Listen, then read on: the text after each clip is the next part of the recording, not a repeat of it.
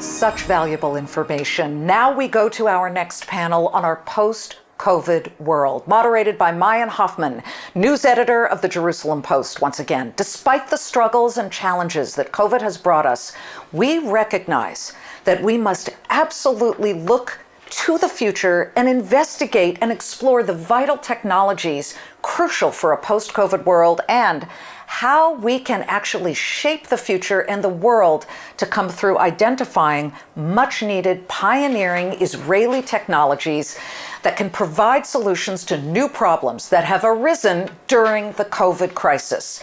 Participating in the panel, we welcome Radinsky, Chairwoman and Chief Technology Officer, Diagnostic Robotics, Masood Awar, CEO, Medallion Associates, Dagan, CEO, Britannica Knowledge Systems, and Rafi Kaminer, founder, CEO, and president of the Pangea Group Limited. We're very excited to have our final panels today, which is going to focus on the silver lining from COVID, our post-COVID world.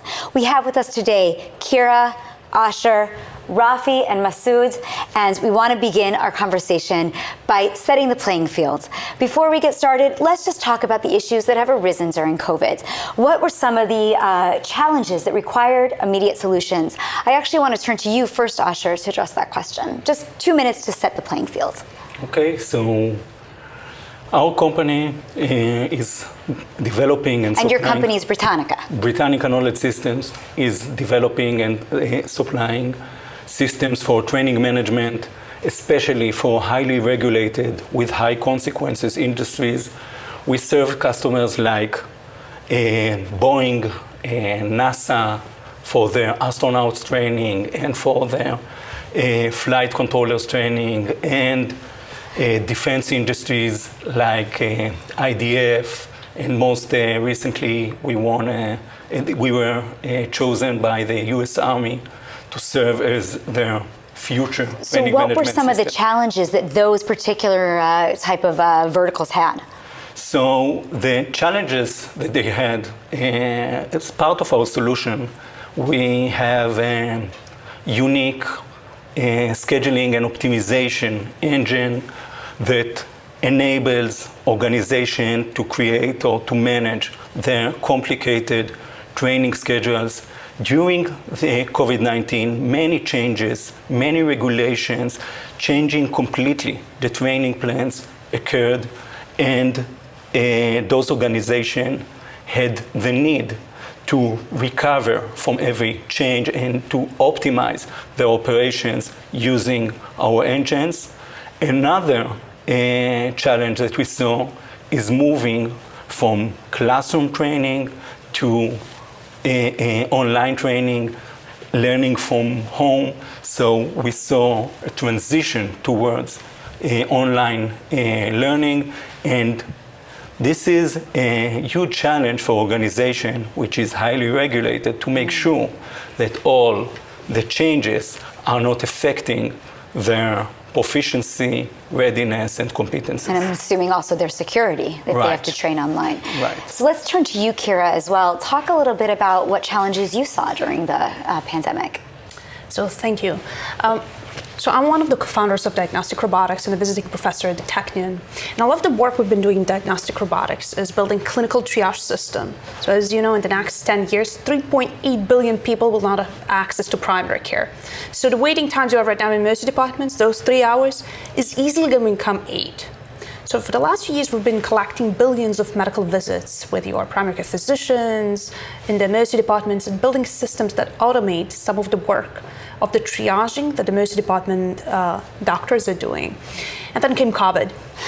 And we've been asked in a matter of 2 weeks to extend our triaging systems to triage all of the population of Israel, the state of Rhode Island, and Odisha, India, and other states as well. Wow. And the problem was, what questions do you ask for a disease we've never encountered? It was the beginning of March. We knew very little about the disease. So we had free texts for people being sent automatically for the entire population of Israel. People would answer about those symptoms. And after 3 days, it was just the beginning of the disease. We already identified that the loss of taste and smell is highly correlated with the disease. There were only 2 cases reported in Italy, so it wasn't part of the general protocol. And in a day, it was already deployed for the entire population of Israel, trying to identify and cut the chains of infections very early on. That's amazing. The second step was how to build a policy using those type of AI algorithms. So we built a system that predicts if somebody has COVID, what's the probability of deteriorating and having an inpatient visit inside the hospitals. People that the system predicted they're going to go to the emergency department would already be directed to the emergency department. People that have a low probability would be directed to stay at home. And this would be to reduce the load, at least at the beginning of the disease. What do you do with COVID vaccines right now? What do you do with COVID testing? At the beginning, we didn't have enough COVID testing. So the system predicted in the next 2 weeks which area is going to have the highest probability of COVID. So testing will be ready there. And were we actually using this across the whole state of Israel and in all of our hospitals, or was it in specific points? We work with all of the HMOs, Israel 911 service in all of the hospitals. The same thing happened on an administrative health level, both in Israel, the state of Rhode Island, and also in India. It's incredible. We're definitely going to circle back to that because that is actually really fascinating. But I quickly want to also go over to you, Rafi, and hear a little bit more about what your company was doing. What challenges did you see as the pandemic kicked off? Well, Pangea is over 2 decades company dealing with as a global supplier of digital identity, security, and e-payment solutions, serving millions of people worldwide. When COVID-19 started, we understood that one of the main things are going to be changed dramatically for COVID-19 period and after, and that's access control. We understood that access to certain areas will be limited, and you will need to go through change the technologies to achieve frictionless and touchless areas on one hand, and to enable people with a digital ID to enter those places after they are vaccinated and or after they had the corona and they are vaccinated through sickness. So we developed an access control system that is going to office buildings, airports, others, and we installed it here in Bank Hapoalim in Israel and with other clients that when you go in, it will do a few tests in order for you to be able to get the service. Or you will go into the airport, and then at the airport, it will recognize you through biometrics.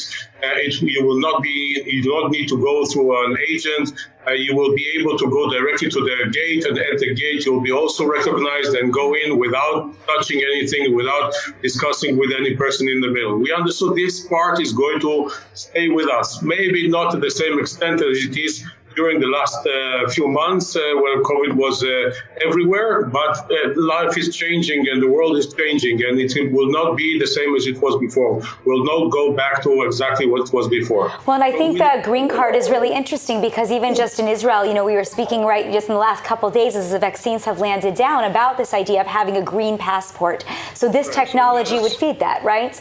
So that's us, basically, and we are dealing with the WHO as a technological partner for them to replace the international vaccination card. That's a project that is ongoing right now, and we are also discussions with a few governments. One of them is the government of Israel to enable a mobile vaccination card and an actual biometric vaccination card. That will be used basically to open up the economy. So we see the future of economy opening with this type of a card, at least for the next few years, and later on as an access control to be ready for, God forbid, COVID-20. Let's not even think about that. I want to move over to you, Masood, just for a moment. Obviously, the challenges in the UAE were similar, but I'm assuming also different. Talk a little bit about what you saw over there. Yeah, for us, it was a very unique situation that hits the market, and because of the market that we are operating in terms of our business, the government took up immediately created a very high level of crisis and disaster management authority that they have taken immediately take care of the necessary needs that the people and thing needs as people were disturbed. Their actual, all the economical factors like food, medication, traveling, everything got affected. And because we are dependent so much on import and export, so over a sudden the lack of liquidity in the market and cash transaction have been affected big time, besides the health, where this authority, they have divided teams into different emirates to look after different aspects of all the segments: education, business, traveling, and the lockdown that it took over, because they had to take care of people to be very safe.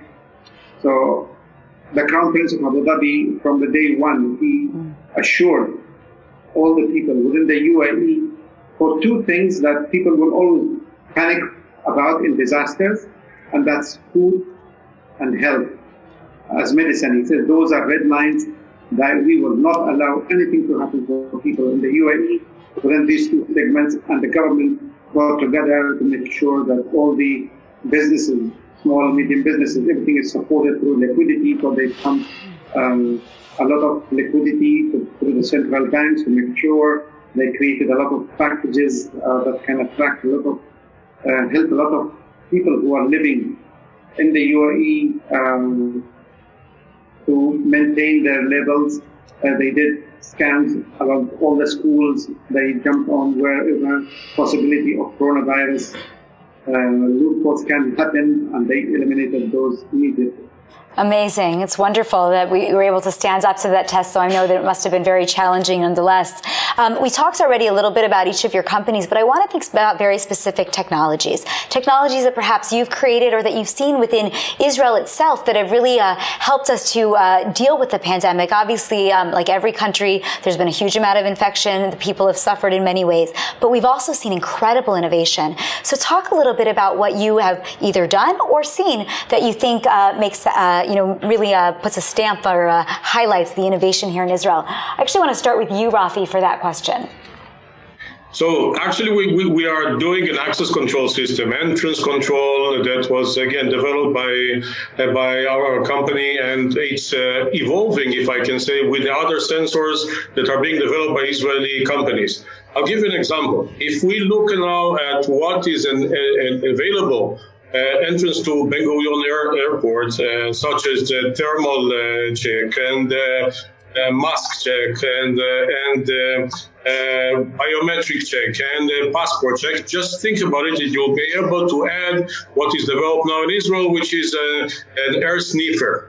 And that is good. There's air sniffer is supposed to give you a very clear direction if the person have COVID-19 or other sicknesses in a very, very short period.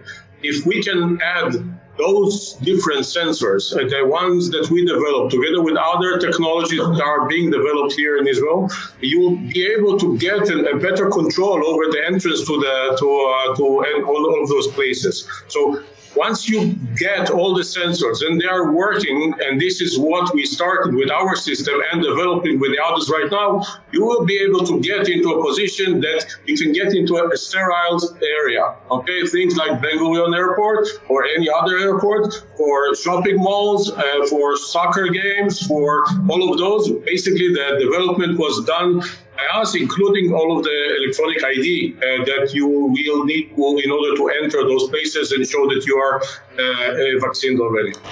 Rafi, how long do you think it's going to be until we see something like that? Like, for example, the sniff test. I know that that's been in development for a few months. It's not yet in the airports. Even more. We're waiting for that. Yeah. Yeah. I mean, that's.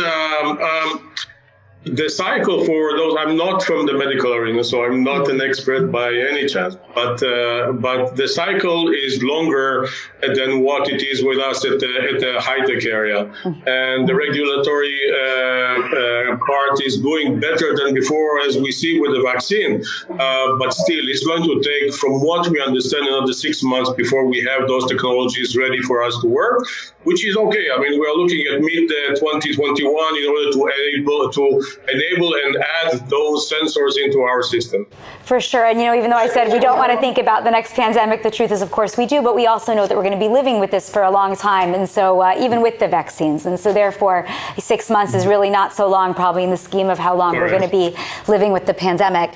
Let's turn back to you, Kira. Talk a little bit about the technologies that you saw on the ground. What stood out for you?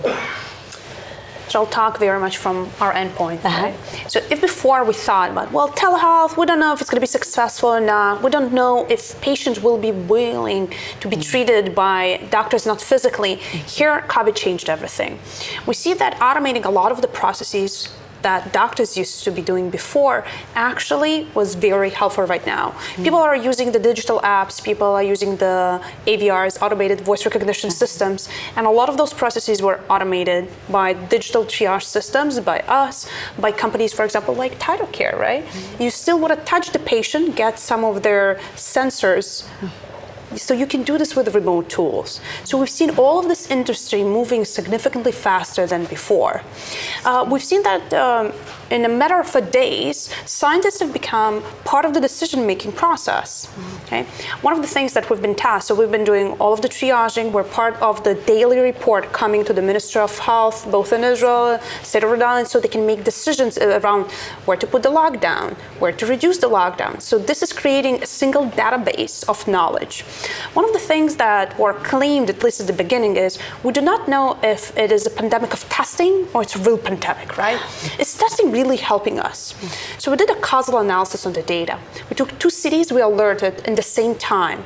In one of them, there was very little COVID testing sent. In the other ones, there was a lot. And we see that the graph of symptomatic patients dropped when you actually send the testing. So we do see that those testing, alerting, and cutting the changes of infections very early on. Other papers that have been published, for example, testing around how infectious 10-year-olds and lower are. And this actually guided the entire decision-making around whether to open the schools or close the schools. So this is where we've seen that all kindergartens have been opened, but still high schools are closed. And you see all of these different companies are doing this type of analysis on medical data that before was so hard to reach. Now the governments want everybody to have access to it, have insights, and to consume this information as part of the decision process. Incredible. I want to go to you, Masood, just for a moment and ask you specifically, how do you see some of the technologies that we just talked about actually leading to further collaboration between Israel and the UAE?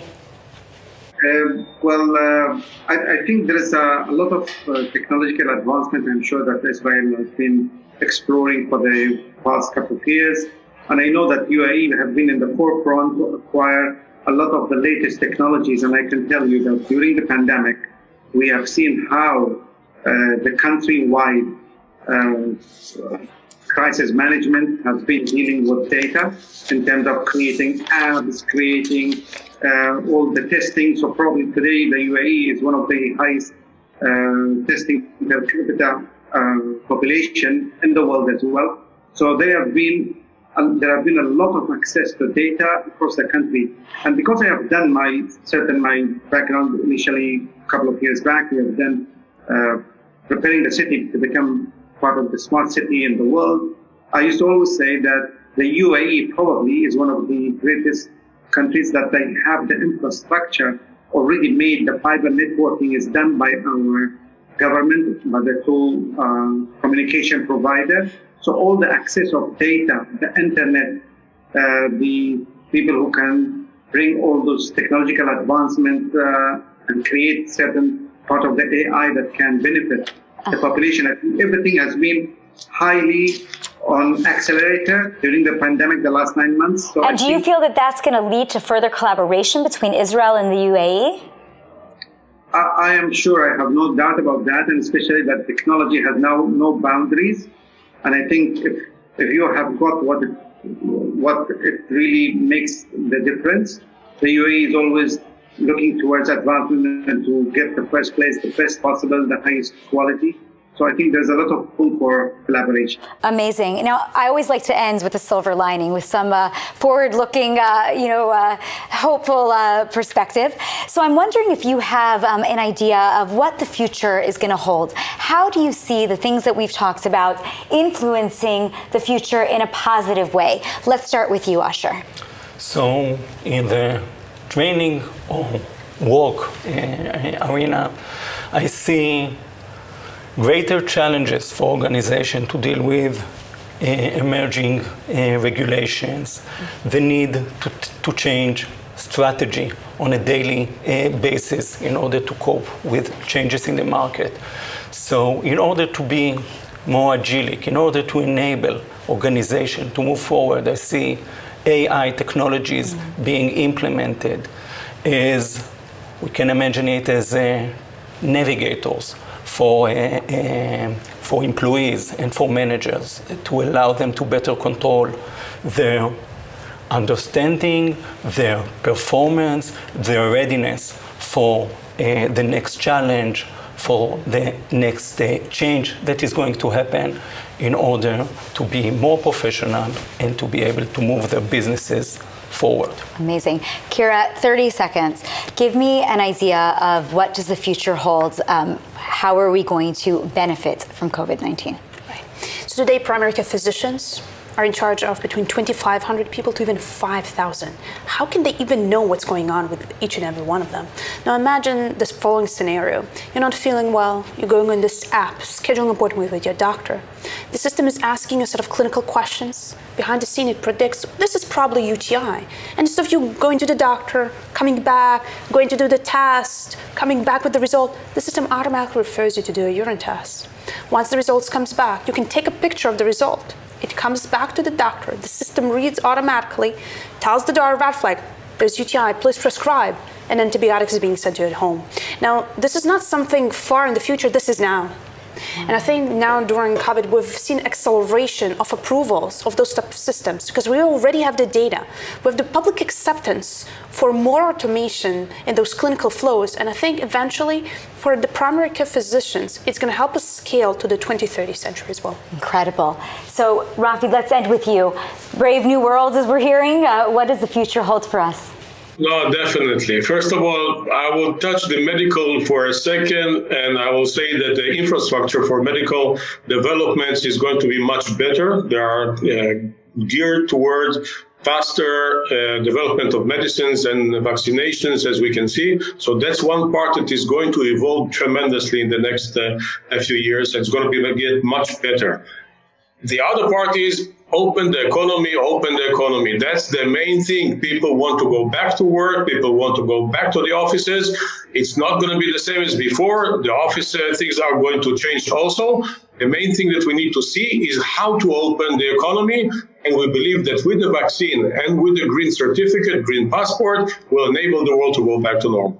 Well, let's all hope so. Thank you so much for being here, Masood, Rafi, Asher, and Kira. Thank you.